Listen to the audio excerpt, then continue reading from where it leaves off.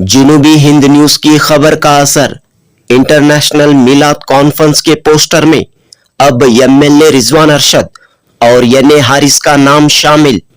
जी हां दोस्तों, मिलाद कॉन्फ्रेंस के नए पोस्टर में एमएलए रिजवान अरशद और यने हारिस का नाम शामिल किया गया है।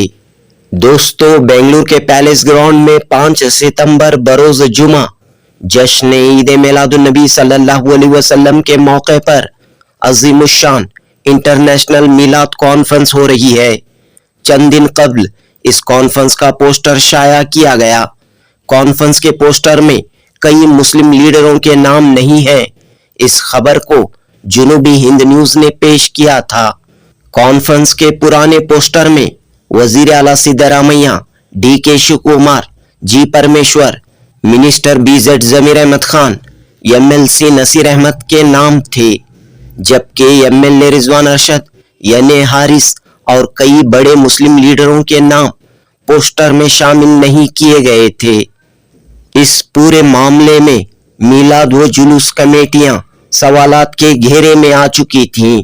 मिलाद व जुलूस कमेटियों को तनकीद का निशाना बनाया जा रहा था। जनूबी हिंद न्यूज ने इस मामले को अवाम के सामने पेश किया। अब ज्वाइंट मिलाद कमेटी ने कॉन्फ्रेंस का नया पोस्टर जारी किया है।